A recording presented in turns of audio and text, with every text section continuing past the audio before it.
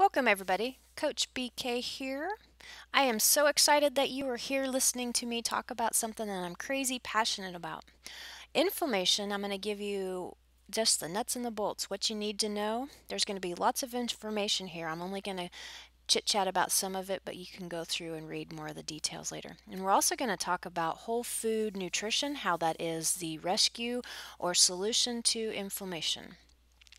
I'm really excited that you're here listening to this. This is a big passion of mine, as inflammation is the foundation or beginning of a lot of diseases. If we go and address the problems in a foundational way, we can dodge a lot of bullets instead of having to address many different things, which becomes very tiring. So let's get started. About me, I am a 500-hour registered yoga teacher, certified health coach, triathlon coach, mechanical engineer. I specialize in helping the body to heal and become more functional through yoga, nutrition, lifestyle changes.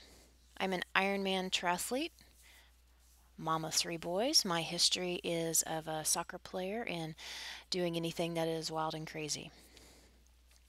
I am here to give you just words, information to Google, to understand, to ask yourself questions on, do I need to address some of these things? And I'm going to give you some solutions and a lot of information on how to attack and counteract the inflammation that we have going on. So let's just talk about what inflammation is. Inflammation in and of itself isn't bad. It's a natural body response. It's the body's immune system attempting to protect itself. It's meant to be there to remove harmful stimulus, to repair or kill off damaged cells, to remove irritants.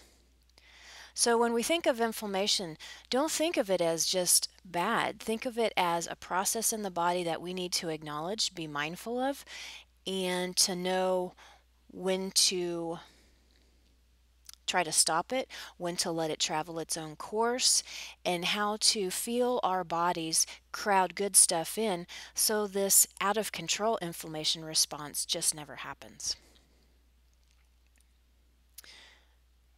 Let's chat a little bit more about inflammation and the different types of immunity. So innate immunity is what we're naturally, what we have, what we're born with. Adaptive immunity is what we learn. So as we move through our lives, not taking too many antibiotics, kind of traveling the course with some illnesses, having illness is okay. We don't need to do antibacteria everything. We do need to get sick because that's how our immune system stays sharp, stays up with the times. The bugs are constantly changing. So if we allow ourselves to get sick in a little way, then we don't get completely laid out on down the road when something big comes along. There's a little bit of a chit chat about vaccines. The purpose of vaccines, they're just meant to introduce kind of like a safe level of a disease, and then our body adapts to that and develops the immunity that way. So inflammation, chronic versus acute. Acute inflammation, this happens rapidly, becomes severe quickly. Some of the things where we get this acute inflammation, bronchitis, infections such as from cuts, toenails, sore throat, the flu, exercise, this is kind of acute, happens fast, it's shorter in duration. Chronic inflammation means long-term inflammation, which spans years and years and has this wearing down effect on the body.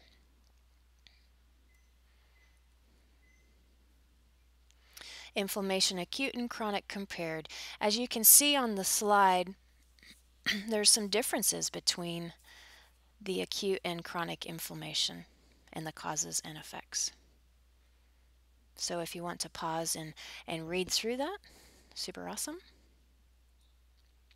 Okay, what happens during acute inflammation? This it's pretty cut and dry, the physiological responses to the body, if you want to pause this and read through it a little bit more. As a note for the athletes, say you go out for a long run, say it's like springtime, and you get swelling in the knee. That is inflammation in the knee. We know it as edema in the knee. So kind of keep that in mind as far as why the knee is hurting. Sometimes it's malalignment, sometimes it might be, you have issues going on in your body, or you have that knee that's just cranky all the time, or just not used to it.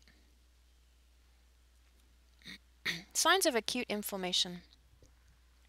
This is interesting. Prish, pain, redness, immobility, swelling, and heat. That toenail looks angry. But it's just an example of acute inflammation, things that we can see and we know how to address. I mean, this toenail, you know that you definitely need to address this. Effects of inflammation. When inflammation occurs, chemicals such as inflammatory cytokines are released into the blood or tissues as part of the healing process. These are destructive to our normal cells, and with chronic inflammation, they result in irritation and wearing down of cartilage tissues and lead to further inflammatory triggers. So, in a nutshell, what that means is that your cells can become damaged. Any cells. It kind of really depends on where these chemicals end up. And just in a general term, so you can see how unaddressed inflammation, runaway inflammation, can trigger different diseases on down the road. It depends on if the heart is being affected, cardiovascular system being affected. That's why we're saying that inflammation is a foundational source or problem for a lot of diseases coming up. It's an interesting thought to think about diseases as heart disease not being the main cause, main problem. Inflammation years ago left unaddressed might actually have been the sole or the primary cause of the disease on down the road. So this process creates a type of heat and friction on a physiological level.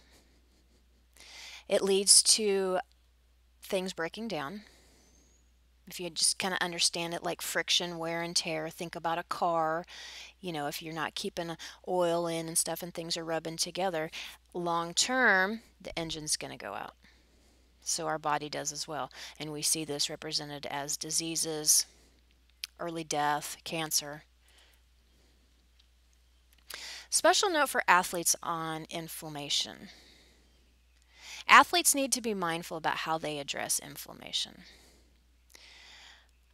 Inflammation is a natural and biological response to injury. We've already talked about that. Injury can be a natural stop, your body's way of talking to you to prevent damage. So a lot of my clients have this philosophy that I completely buy into, and I think it is good, of not quitting. But pausing and listening to the body and quitting are two different things. So, a lot of my clients have a hard time listening to this signal from the body to stop, to rest for just a second, to be slower, more cool than pushing through. And let's face it, our general society norm is to work harder. If it's not working, work harder, push through, ignore the pain. Okay. So, a lot of the times, athletes are taking the NSAIDs, but let's read this. NSAIDs not only mask pain, but suppress healing by inhibiting the prostaglandins. Some of the time you don't want to stop the inflammatory process. Remember, this inflammatory process is a natural way of healing. Perhaps in the case of stress fractures, stress response. So a little bit more about that. If you have a stress fracture in your tibia, say, and you decide to take a whole bunch of NSAIDs, is that a good thing? Because you are stopping the healing process and you want it to heal. So we need to be very mindful about what we're doing and how strong we attack things with NSAIDs. And then the other topic of Are you taking ibuprofen before you're running to stop the pain when maybe you should be resting? Maybe you should be asking your coach, what am I doing wrong? Maybe you should be addressing your shoes, etc. So, sometimes we can shortchange ourselves the lessons because we're kind of masking the pain, not using the pain as a useful tool or biofeedback. Being mindful of addressing the causative agent, not just addressing the surface symptoms. And NSAIDs also have a negative effect on the body, especially if it's habitual. They can cause gastritis and kidney issues. And especially if you're going out and doing training in the heat and you take ibuprofen before, many people, lots of coaches say that this is a no-no. We really need to get away from addressing inflammation this way. Inflammation, what does it cost you ultimately?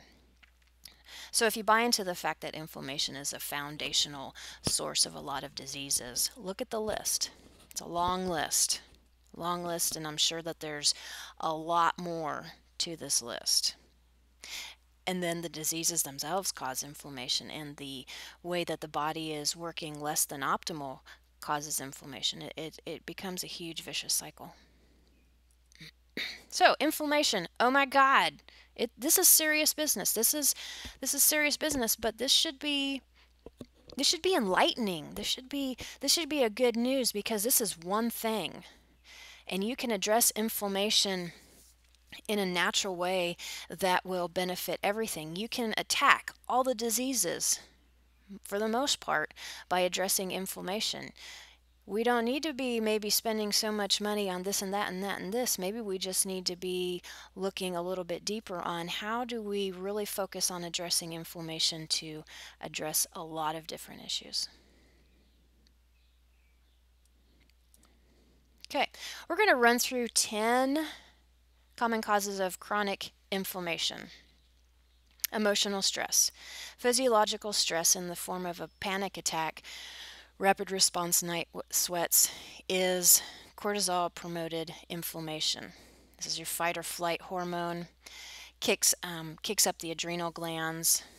You kind of feel flush. Emotional stress can kill you, can absolutely wreak havoc on your body. The effects of that cause more problems, and it becomes this huge perfect storm of getting yourself into not healthy. Emotional stress can be one of the hardest things to deal with as well. There's a lot of different things at play here, and the body really pays a big price for emotional stress. And it's one of the things that we kind of don't address. Work stress, emotional stress, family stress, your own kind of stress on if you're that get or done type person, and you're having a hard time getting your checklist done. You have so much on your plate. All of this causes emotional stress that leads to physiological responses, and these pile up, and then a lot of other things happen, and boom, you are in inflammation, HE double hockey stick. Okay, physical stress. Just living and breathing and functioning just on a daily life is stressful. Okay, it takes your body, your body has to do things all the time. And then if we're, say, adding in growing a human being, if you're pregnant, that is more inflammation, more physical stress, more physiological demands on your body. If you're an athlete, that is a lot, it can be a lot of stress.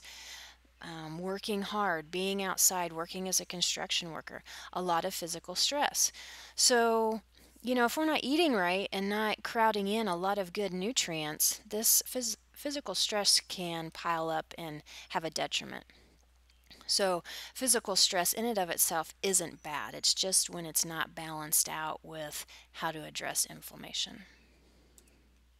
Digestive issues cause inflammation, or originates in the intestines, in the digestive system. Your digestive system is so sensitive, and a lot of things happen there, And when it's out of balance, this in and of itself causes inflammation. And it also causes you the inability to absorb the nutrients that you need to counteract the inflammation, which is kind of a double whammy. Poor diet causes inflammation. Putting bad stuff in causes your body to have to work harder in order to digest it, dispose of it properly, and the chemicals and whatnot in crappy food, in fast food, in processed food is stressful on the body, on the GI tract, and causes inflammation. And if this is habitual for you, chronic inflammation often results, and then that piles up and we lead to other issues. Insulin levels can be a source of inflammation. Sugar causes inflammation. Too much sugar causes inflammation. This is very interesting. This goes hand in hand with the emotional stress, with the adrenal glands, with being tired, with being worn out. You eat more sugar because you're stressed out. You eat more caffeine because you're not sleeping very well. And this causes the insulin and glucose levels to go all haywire, which causes more inflammation, which causes you to have less energy, which causes you to eat more sugar and drink more coffee. So, this is important stuff. Sugar causes inflammation. And then, so, special note to the athletes. Think about what you're eating. Are you eating the goos that are very sugary, carby? What are you eating? What are you eating afterwards? What are you recovering from? What are you eating before? Are you eating foods that cause inflammation? Exercising that's causing inflammation? Recovering with foods that cause inflammation? Where's the anti-inflammation? Food allergies causes inflammation. So popular ones in dairy, casein. A lot of people have food allergies to the proteins in dairy.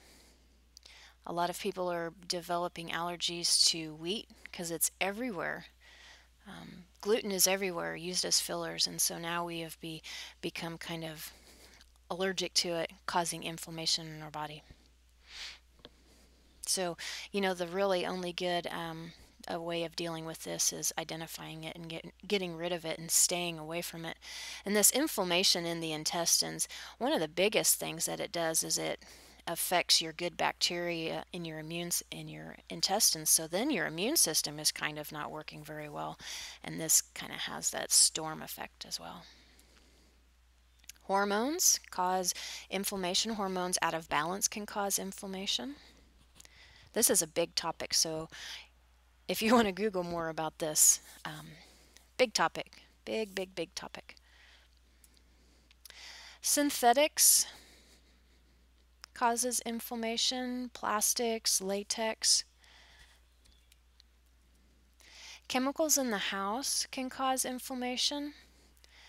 Sometimes it can be as simple as what we're spraying on our couches, the Febreze maybe. That can be inflammatory to you. We're breathing it in. Folks that are sensitive in this area. And so think about this for a second, or your lotions you're putting on your face. Think about this for a second. Think about how many different ways that you're introducing inflammation in your body from these first 9. And, if your intestines are inflamed, then dealing with these chemicals and the synthetics, it's harder. And, it's not a linear progression up. This has exponential effects on, having more than 1 or 2 of these things going on. Trigger foods. These are kind of very individual. Peanut allergy, one of them, some oils, etc. They have an acid in them that causes an inflammatory response. So we need to be mindful about this. And, eating clean is mandatory in order to find these things out. You have to get the body more receptive. You need to become more aware of your body in order to identify what your trigger foods are, and then stay away from them. Okay, so 10 things that cause chronic inflammation. And here we are with the top 10 inflammatory foods. I'm not going to read all of them, I'm just going to list them. Sugar. Number one, sugar. Common cooking oils. This is why we need to be cooking with olive oil, coconut oil. Trans fats, highly inflammatory. Dairy is inflammatory. Meat is inflammatory. Alcohol is inflammatory. Refined grains is inflammatory. Artificial food additives is inflammatory. So you need to know that most, if not all, animal products are inflammatory. All of those produce a acid response in the body. Most fruits and vegetables are all alkaline or anti-inflammatory. So I'm not saying not eat meat. I'm just saying don't have your entire plate be meat and not have any fruits and vegetables. This talk is about balance. It's not about eliminating inflammation. It's more balance, healthy, crowding good stuff in order to enable the body to deal with the bad stuff. So inflammation as a snowball effect with an E. The intestines and digestive system are very sensitive. So from the list of the 10 sources of chronic inflammation, when you have more than one going on, the effect goes up exponentially, causing a lot of other issues. You get systems in your body not working well, dysfunction. So one system not working well, another system not working well, they all need to be working well together, but when all of them aren't working well, then it's just a very cumulative effect. You have malabsorption from your intestines, you have immune issues, your body's not working to do what it needs to do, and the end result is these diseases, chronic diseases, cancers early, systems not working well. Okay, so we're here now at the good news, the solution. Yay! And it's simple and it's easy, and generally there's no side effect to these things. So you crowd this stuff in and you let your body take care of itself. You don't need to figure out everything. You just do the good stuff, crowd good stuff in, and the body will take care of itself. So the first line of defense against inflammation is whole food nutrition. Whole food nutrition. Plant nutrients, phytonutrients, food that the earth provided, food that your body was engineered to use. Whole food nutrition. That's what we're missing. Top 10 anti-inflammatory foods. Salmon, kelp, olive oil, cruciferous vegetables, blueberries, turmeric, ginger, garlic, green tea, sweet potato.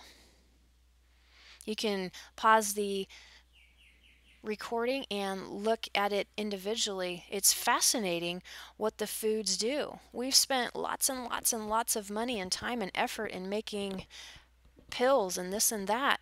Well, look what the food naturally already has to offer you. Okay, good supplements. Do we need supplementation? I'm kind of in the middle of the road in philosophy on taking pills.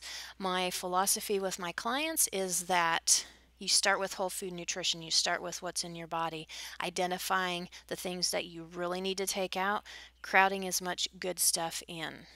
That's the foundation support. And then if you need to add in more supplements for pinpointed, very defined reasons, have at it.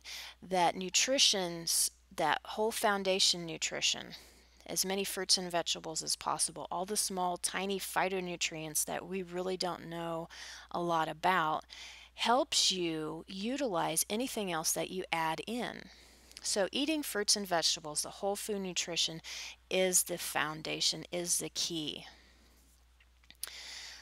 So more thoughts on this. If you're an athlete and you're creating more inflammation, and maybe you're, not eating all that great sometimes, whatnot, or maybe you're bouncing around or traveling or whatnot, having a good supplement is probably smart. If you're sick, you need more. If it's hot and you're exercising, you need more. If you're growing a human being, if you're pregnant, you need a lot more. You're doing a ton of things. Your body will absorb anything that it gives you. You know, our food today isn't all that great anymore. It's not as nutrient dense as what it used to be. The food's picked too soon in order to travel and become ripe when it gets there, so you'll buy it. There's lots of chemicals in it following on to that. Soil depletion of nutrients. When we're farming and stuff like that, are we taking care of the earth first, or are we meeting the checkbook first? Are we more for money? So, soil depletion of nutrients and etc. Our food isn't what it used to be anymore, straight up. How consistent are you with your plant eating? How much of a variety are you getting all the time? What's available to you? So, good supplements will provide you with a variety of nutrients needed. Okay, I want to talk about a couple of supplements. This first one is a whole food supplement. It's not necessarily a vitamin. It is a whole food supplement, meaning it has a food label. It's actually food. It's juiced fruits and vegetables put in a pill for you for ease of use, consistency. Juice Plus is something that I have been eating myself for 10 years, and I do sell this product. I don't want it to be a sales pitch, but I do want you to know that this is a foundational, systematic support for the body in it because it is food. We didn't go and try to figure out, put this vitamin in, put this vitamin in, and do kind of like a hodgepodge. We took what nature provided and put it in for ease of use, for consistency. It's a 10-year-old product. It's medically researched. It's clean. When they pick it, it's picked ripe. It's juiced. It's put in a pill. It's tested for enzymatic activity. It's tested for cleanness. So it is a wide variety of plant nutrients. It's not meant as the big, carbs and fat and fiber. It's not meant for that. It's the idea of a vitamin, a give me for all the nutrients that you need, the micronutrients, the small nutrients. It's foundational support for your body for all of its functions. We're not trying to do zinc for immunity. We're not trying to do this for the eyes and this for this and magnesium for this and this for that. This is a whole food nutrition, whole body supplement. Give it to your body, let your body heal, repair, and function better. And then if you do need to add zinc, the zinc works better because you got all those little things that you've been eating with your Juice Plus that you don't even know about or understand. And the body goes, oh, well, I need to add some of this to this zinc so I can use it better. So the bioavailability of the Juice Plus, the fruits and vegetables, is outstanding, which increases the bioavailability of anything else that you take as well. And there's a lot of medical research on Juice Plus, but there's many studies that are proving, scientifically shown, that it reduces inflammation. So Juice Plus, awesome stuff. Another good one is turmeric, highly anti-inflammatory. It's a natural pain reliever. It has a plethora of health benefits. You can Google this. They sell it in a pill. You can buy it in the powder form. You could add it into your smoothies, into your cooking. This is good stuff. Curry type food, Indian type foods, very high in this nutrient. So this is a good one to add to your ingestion, and it's kind of a more systematic foundational support supplement. Good stuff. There are other supplements out there. You want to make sure that they are this idea of foundational support. You have to address the foundation first. So there's other whole food supplements out there. You need to be mindful of how to pick good ones. Do they have their own research, primary research on their own product? How old is it? Who did it? Is it repeatable? This should all be very evident on their website. It should be very easy to see. This helps you to identify new supplements. And to be honest, you're not going to find good supplements at Walmart. You're not going to find good supplements that talk you into, selling it to. You're not going to find good supplements that borrow research and say, well, this one has vitamin E in it, so it's good, or this one, da da da da da. Picking good supplements can be tricky. So we want to look at the label. We want to look at their research. We want to see how long they've been around. A product that's been around for 10 years, you could probably rest assured that it's good stuff, because if it wasn't, it wouldn't be around. So time testing is a significant marker for a good supplement. Other resources for anti-inflammatory information. NutritionData.com has great information on food. You could put in there and find your own more anti-inflammatory foods, like pineapples, highly anti-inflammatory, really good for the brain. So if you're looking for ways to add into your entire family, you could look in here and see, okay, pineapple is really highly anti-inflammatory. I'm going to put it in my smoothies. It masks the taste of my kale. Presto. JPSprevention.com is a website that talks about Juice Plus, medical research, the how and the what and the why of it. Has lots of information from many doctors on good whole food nutrition, not just about the product itself. Lots of information on if you have this disease, or if you have that, or if you have children or diabetes.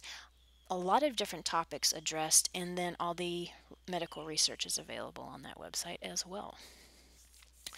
Two other resources that I wanted to gift you with, two lectures that I have done myself. How to Ditch Sugar lecture. Sugar being the number one inflammatory food that is everywhere, and we are addicted to it. There's a YouTube link there to watch that. So great ideas on how to crowd stuff in, good stuff in, how to make it easy to ditch sugar. We don't have to man up on that one. There are simple, easy little tricks, whole food nutrition tricks, that not only benefit you ditching sugar, but benefits your body as well in a ton of different ways. So this addressing inflammation. And your kids and your family will eat it too, so that's like even way better. And then another lecture on Clean Eating 101, how to make simple smoothies that everybody likes, that are really good. You can hide a beet in there and nobody knows it, and you can get maybe your 8, 9, 10-year-old to drink a smoothie that tastes mostly like strawberries but actually has a beet in there, and then you walk away feeling like super mom, which is super awesome. So that lecture is geared for busy people with families, kids, whatnot, that want to make lifestyle changes. I give you a lot of tips and tricks on how to make really good smoothies and what to avoid. So battling inflammation, a couple of key concepts here. Consistency. Keys for battling inflammation: crowding good in, eliminating the worst offenders. So going through that list of 10 things, go back and decide, which one do I need to work on the most? Is it emotional stress? Is it crowding good stuff in? Is it getting rid of sugar? Pick one of those and work just on one thing. Eliminating one and then crowding good in. Consistency is the key. The reason why consistency is the key is that your body is doing stuff all the time. It's constantly rebuilding itself. So this is why the good supplements are key. Your body needs it every single day, every single minute, every single hour, second. Your body is constantly doing stuff. So we need to crowd all the phytonutrients in that we can in order to support what we want to do. And then the last key, self-care.